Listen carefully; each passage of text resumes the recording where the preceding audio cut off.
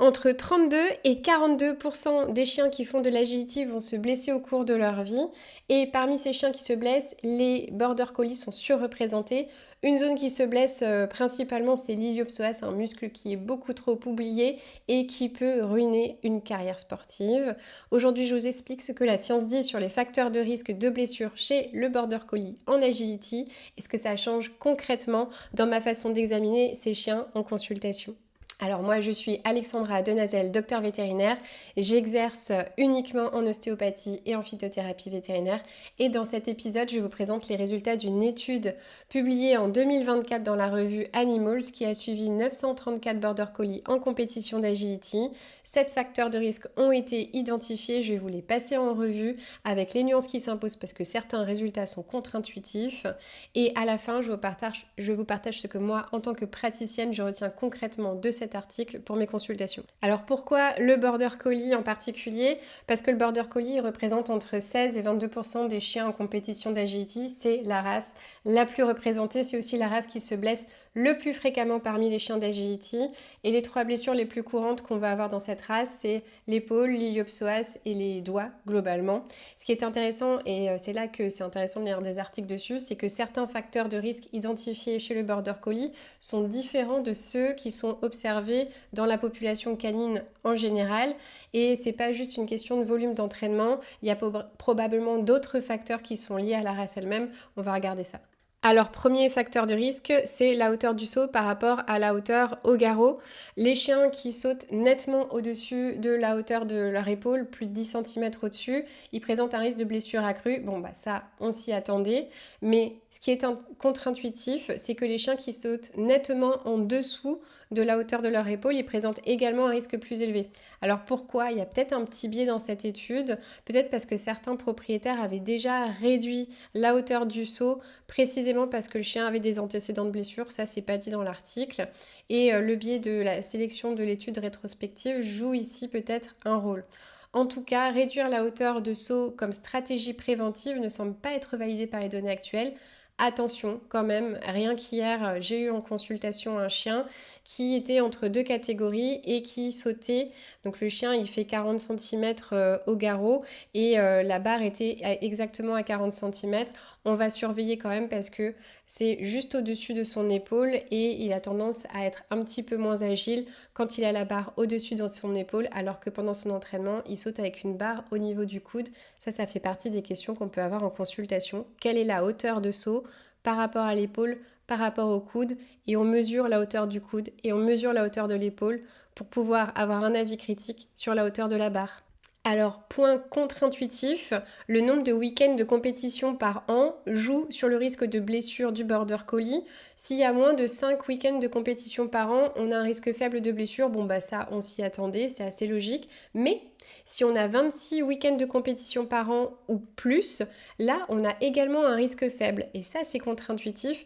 Une explication probable, c'est ce qu'on appelle le paradoxe entraînement-prévention des blessures. Une charge de travail chronique élevée et régulière améliore la condition physique et protège contre les pics de charge aiguë. Parce que c'est les pics de charge aiguë qui vont créer les blessures, c'est pas le volume en lui-même, mais c'est plutôt les variations brutales. Donc finalement, il faut porter un peu plus d'attention à ceux qui sont entre deux, qui vont pas faire énormément de compétitions et qui risquent de surcharger leur corps lors des compétitions alors qu'ils n'y sont pas habitués. Donc demandez le nombre de compétitions par an au propriétaire de l'animal qui fait de l'agility. Pour le nombre de compétitions nationales, le risque il est plus élevé chez les chiens qui ont participé à 3 ou 5 compétitions nationales. Le risque le plus faible, c'est une seule compétition nationale ou, encore une fois, plus de 5. Là encore, on a un profil de risque qui ne ressemble pas à ce qu'on observe dans la population canine en général et en agility. Ça, c'est vraiment une particularité du border collie. Donc, demandez le nombre de compétitions nationales par an que va avoir le border collie. Ça va varier, vous allez voir, par rapport aux autres chiens que vous voyez en agility. Quatrième facteur de risque, c'est l'âge de début des sauts à hauteur de coude. Donc demandez à partir de quel âge le chien il a sauté à hauteur de coude. Commencer avant 10 mois ou entre 13 et 15 mois est associé à un risque de blessure plus élevé. Après, si on attend plus de 15 mois, là, ça semble avoir un effet plutôt protecteur sur les blessures. Ce résultat-là de cette enquête, il suggère que l'impact répétitif des sauts avant la maturité des plaques de croissance, avant la maturité musculo-squelettique, ça peut avoir des conséquences durables sur la vie du chien, notamment au niveau des blessures qu'il peut avoir lors de sa compétition d'agility ou de son activité globale d'agility. Et dans l'article, l'âge entre 13 et 15 mois est particulièrement à risque. Il est particulièrement associé aux blessures prolongées, celles qui vont immobiliser le chien plus de 3 mois. Donc il faut vraiment faire attention. Souvent on dit allez go, le chien il a plus de 13-14 mois, on peut y aller, on peut commencer le sport. Non, justement, ce serait la période critique pour le border collie. Le mieux c'est d'attendre après 15 mois. L'âge de début des sauts à pleine hauteur, on est sur le facteur 5. Ici, le résultat, il est vraiment surprenant. Les border collie qui ont commencé les sauts arrière, donc ils courent comme ça, et puis hop, ils font demi-tour et ils sautent dans l'autre sens la barrière. Les border collie qui ont commencé les sauts arrière avant 13 mois présentent le risque de blessure le plus faible. Et ceux qui ont commencé entre 13 et 15 mois, le plus élevé. On n'a pas vraiment d'explication claire pour l'instant. Il y a des études biomécaniques qui seraient nécessaires pour comprendre pourquoi ce profil il existe chez les border collie et pas dans la population en général. Mais en tout cas, c'est intéressant d'avoir cette étude en tête. Et à nouveau, on va éviter la période entre 13 et 15 mois pour faire ce genre de saut. Peut-être que comme ils ont commencé tôt, ils se sont habitués. Mais en tout cas, entre 13 et 15 mois, on ne fait pas ces sauts-là. 6e facteur de risque, 6e question à poser en consultation quand vous avez un border collie qui fait de l'agility, c'est le mode d'acquisition du chien. Ça, c'est hyper surprenant. Les border collie qui sont adoptés en refuge ou en association, ils présentent un risque de blessure plus faible que ceux qui sont achetés chez un éleveur. Alors, il y a plusieurs hypothèses pour ça. Il y a des chiens qui sont issus d'éleveurs sportifs qui pourraient avoir une tendance génétique à travailler malgré la douleur, parce qu'il y a vraiment des chiens qui sont focus, travail et qui vont aller forcer leur corps malgré la douleur. Ou alors, on peut avoir comme biais de sélection des propriétaires qui achètent des chiens chez un éleveur qui auraient des ambitions compétitives plus élevées que s'ils achètent le chien en SPA ou dans des refuges.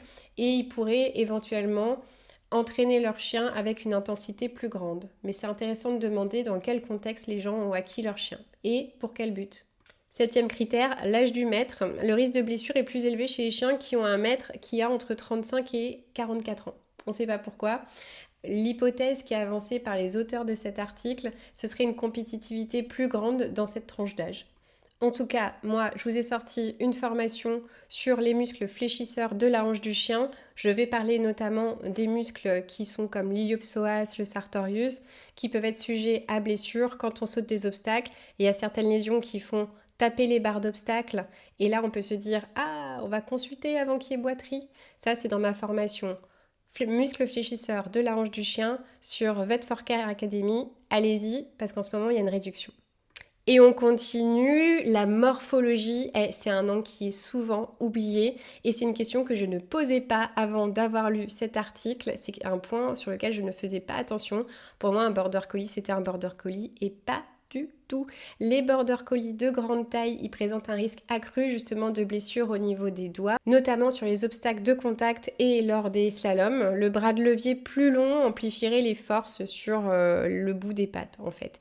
Et les border collie de petite taille, eux, ils montrent une tendance à un risque accru de blessures lombosacrées. Peut-être que proportionnellement, ils sauteraient plus haut par rapport à leur taille, ce qui générerait une extension lombosacrée plus importante à la réception. Ce que ça signifie concrètement, c'est que même au sein d'une race, la morphologie compte et un border collie moyen ne se blesse pas aux mêmes endroits qu'un petit ou un grand. Donc ça, c'est vraiment à retenir. Les grands border collie, c'est plus sur l'avant, épaules, doigts qui vont se blesser, notamment au niveau des doigts. Et les grands border collie, les petits border collie, ils vont plus se blesser au niveau lombosacré, donc on va faire attention à toute cette zone et notamment au niveau iliopsoas, c'est hyper important d'avoir ça en tête et c'est vrai que maintenant je fais attention à la taille du border collie que j'ai en consultation. Moi ce que j'en ai retenu pour mes consultations, c'est que cet article il a vraiment enrichi mon questionnaire de consultation pour les chiens sportifs. Maintenant quand je vois un border collie qui fait de l'agility, je vais poser systématiquement ces questions-là.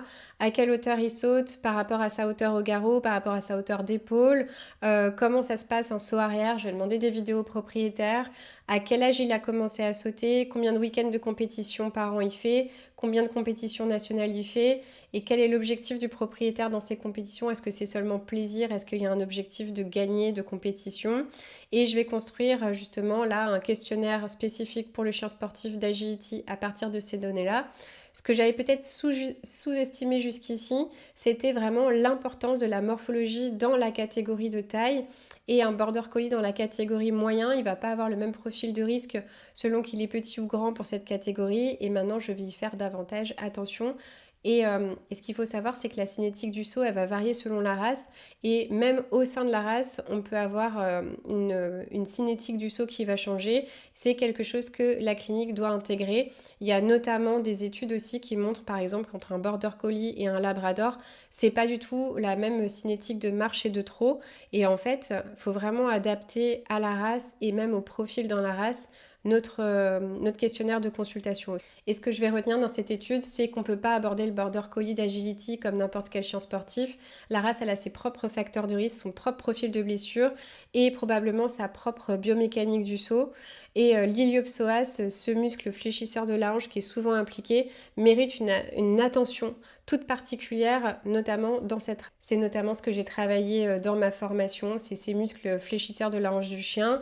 Si vous êtes ostéopathe animalier, vétérinaire, que vous voulez en savoir plus, si vous êtes professionnel du monde animal et que vous voulez en savoir plus, je vous invite à me suivre sur Instagram @vet4care. Je vais vous partager des ressources sur l'anatomie fonctionnelle et la clinique du chien sportif. Et sinon, vous me retrouvez sur le site Vet4Care Academy pour suivre les formations que je vais vous sortir. Pour l'instant, il y en a une, muscle fléchisseur de la hanche du chien, et elle est en promo.